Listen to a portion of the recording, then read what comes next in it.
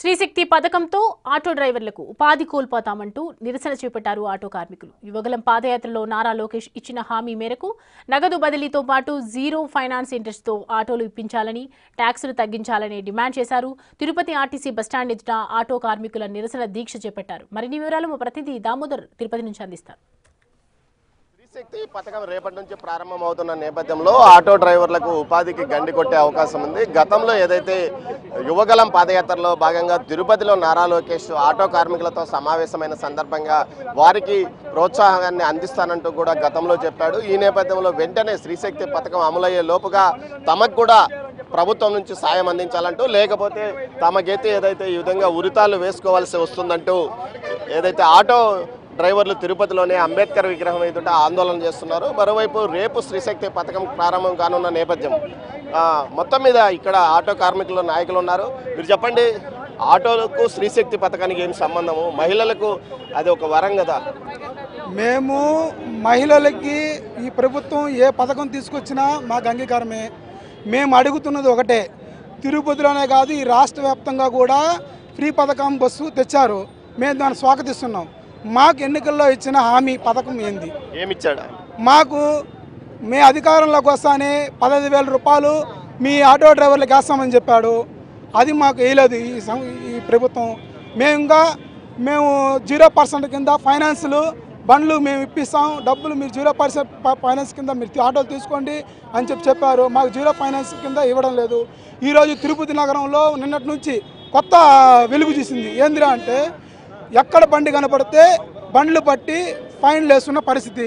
ఈరోజు తల్లారు లేచి జీవన ఉపాధి కోసం రోడ్ల మీదకి వచ్చి బండ్లు తోలుకుంటూ ఉంటే ఫైన్లు వేస్తుంటే రోజుకి మీరు ప్రభుత్వాన్ని విమర్శిస్తున్నారు. బండ్లు తోలుకుంటా అంటే ఫైన్లు వేస్తున్నారు, తనిఖీలు చేస్తున్నారు. ఎక్కడైతే తిరుపతికి సంబంధించి భక్తులు కీలక ఆదాయము, భక్తుల మీద దాడి చేయడము, ఆర్టీసీ బస్టాండ్ వద్ద, రైల్వే స్టేషన్ వద్ద భక్తులను చాలా ఇబ్బందికరంగా ఆటో డ్రైవర్లు చేస్తున్నారని అనేక ఫిర్యాదులు వస్తున్నాయి. మీరు ఎక్కడ మీటర్ కూడా పెట్టుకోరు, ట్యాక్సీ ఏదైతే ఆటో ఫీజు కూడా ఇష్టానుసారం వసూలు చేస్తారు. ఇటు శ్రీనివాసము, ఇటు శ్రీవారం మెట్టు వద్ద వరకు వారిని తీసుకెళ్లే వారిని ఇబ్బంది పెడుతున్నారని మీ మీద అనేక ఫిర్యాదులు ఉన్నాయి. అలాంటి ఫిర్యాదులు వచ్చినప్పుడు మీరు మీ తోటి ఆటో డ్రైవర్లను కట్టడి చేయలేకపోయారు? మేము CI2 రంగంగా మేము అనేక 10 సార్లు మేము మీటింగ్లు వేస్తూ కూడా మేము చెప్పింది ఏంటంటే, తిరుపతి చాలా పుణ్యక్షేత్రం. కొన్ని వేలాది మంది భక్తులు ఈ తిరుపతికి వస్తుంటారు. మేము కొలుసున్న వెంకటేశ్వర స్వామి ఏ విధంగా మేము దైవం అని మేము కొలుస్తామో, ఈ తిరుపతికి వచ్చే భక్తులను కూడా అదే విధంగా మేము భావించి వాళ్ళకి తిరుపతికి వచ్చి వాళ్ళు వెళ్ళేంత వరకు కూడా మేము సాధారణలుగా మేము వాళ్ళకి ఉపయోగపడే విధంగా మేము ఉంటున్నాం. వాళ్ళకి ఎక్కడా కానీ ఏ విధంగా కూడా లేదు. గతంలో శ్రీవారి మెట్ల కాడ ఒక సంఘటన జరిగింది. అది భక్తులు యాత్రికులకి సంబంధించి ట్రాఫిక్ సంబంధించి ఏదో ఘర్షణ జరిగింది. నిన్న బస్టాండ్ వద్ద, రైల్వే స్టేషన్ వద్ద కొట్టారు కదా. నిన్న బస్టాండ్ వద్ద, రైల్వే స్టేషన్ దగ్గర వద్ద వచ్చి అది బయట ప్రాంతాల నుంచి చిత్తూరు జిల్లా, ఇలా పీలేరు, మదనపల్లి బయట ప్రాంతాలు, తిరుపతి ప్రాంతాల్లో ఉండే వాళ్ళు స్టాండ్లు పెట్టుకున్న వాళ్ళు ఎక్కడా కూడా ఎవరు జోలికి వెళ్ళలేదు. కాబట్టి బయట ప్రాంతాలు దానికే ఇప్పుడు SP గారు కొత్త సిస్టమ్ తెచ్చారు. PR కోడ్లకు సంబంధించి ఇచ్చారు. కాబట్టి బయట ప్రాంతాలు బండి లేదు, లోకల్ బండి లేదు. కూడా మీరు ఈ ఆందోళన ఎన్ని రోజులు కొనసాగించబోతున్నారు? మా సమస్యలు పరిష్కారం అయ్యేంతవరకు ఈ ఆందోళన ఖచ్చితంగా కొనసాగుతుంది. మీరు చెప్పండి, శ్రీశక్తి పథకాన్ని వ్యతిరేకిస్తున్నారా? మీరు ఈ ఆందోళన ఏం చెప్పాలనుకుంటున్నారు? మేము శ్రీశక్తి పథకాన్ని స్వాగతిస్తూ ఉన్నాం. మహిళలందరికీ కూడా ఉచితమైనటువంటి బస్సులు కల్పించాలనేది మా ప్రధానమైనటువంటి డిమాండ్. ఆ సూపర్ 6 హామీలను కూడా అమలు చేయాలని చెప్పిన ఆటో కార్మికులు CI2 ఎప్పటి నుంచో కోరుతూ ఉంది.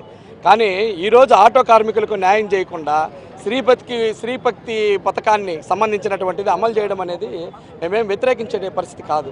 కానీ వీళ్ళందరికీ ఇచ్చినటువంటి యువకాలంలో నారా లోకేష్ గారు ఇచ్చినటువంటి హామీని అమలు చేయమంటున్నాం. 15,000 రూపాయలు ఇస్తానంట. 15,000 సరిపోదు, 25,000 రూపాయలు ఇవ్వాలని చెప్తాను ప్రతి సంవత్సరం.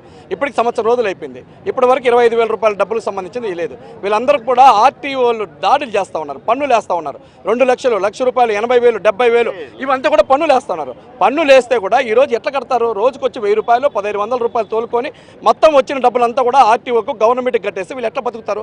ఈరోజు చదువుకున్నటువంటి వాళ్ళంతా కూడా డిగ్రీలు, PGలు, PhDలు చేసుకొని ఉద్యోగాలు రాక ఆటో తోలుకుంటా ఉన్నారు. నిబంధనలు వ్యతిరేకంగా లైసెన్సులు లేకుండా, ఆ పర్మిట్లు లేని వాహనాల్లో ఏదైనా ప్రమాదం జరిగితే ఇన్సూరెన్స్ కూడా రాదు. ఈ పరిస్థితి వల్లనే మేము దాడులు చేస్తున్నామని కూడా చెప్తున్నారు. లైసెన్సులు ఎవరు ఇవ్వాలా? ఆర్టీఓ ఇవ్వాలా? మేము అనేక రకాలైనటువంటి చైతన్య సదస్సులు పెట్టినాం. వాళ్ళ ఆర్టీఓలు వచ్చి మా దగ్గరకు వచ్చి మేము లైసెన్సులు ఇస్తామని చెప్పనని గతంలో ప్రకటించారు. కానీ మేము అప్లై చేస్తే వారం రోజులు, 15 రోజులు, నెల రోజులు, 2 నెలలు, 3 నెలలు కూడా తిప్పుకుంటా ఉన్నారు. ఇప్పుడు ఎవరు తప్పు? ఆర్టీఓ వాళ్ళు తప్పు.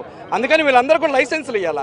లైసెన్సులు ఇచ్చి ప్రభుత్వం ఏదైతే హామీ ఇచ్చిందో ఆ హామీ ప్రకారం ఖచ్చితంగా అమలు చేసే విధంగా ఈరోజు పాదయాత్రలు ఇచ్చినటువంటి హామీలను అమలు చేసే విధంగా ప్రభుత్వం ఆలోచించాలని చెప్పి విజ్ఞప్తి చేస్తా ఉన్నాం. ఏదైతే నారా లోకేష్ గతంలో పాదయాత్ర సందర్భంగా ఇచ్చిన హామీ మేరకు ఆటో డ్రైవర్లకు ఖచ్చితంగా తగిన న్యాయం అందించాలి. ముఖ్యంగా వారికి ఆర్థిక సాయం అందించడమే కాకుండా వారికి ఇచ్చిన హామీలు నెరవేర్చాలి. ఇదే సమయంలో కూడా ఏదైతే ఆర్టీఓలు దాడులు చేస్తున్న నేపథ్యంలో వారందరికీ లైసెన్సులు ఇప్పించే బాధ్యత కూడా ప్రభుత్వమే తీసుకోవాలంటూ కూడా ఏదైతే ఆటో వర్కర్లు కానీ ఆటో యూనియన్ నాయకులు కానీ చెప్తున్న పరిస్థితి. ఇది కెమెరా పర్సన్ పురుషోత్తంతో దామోదర్.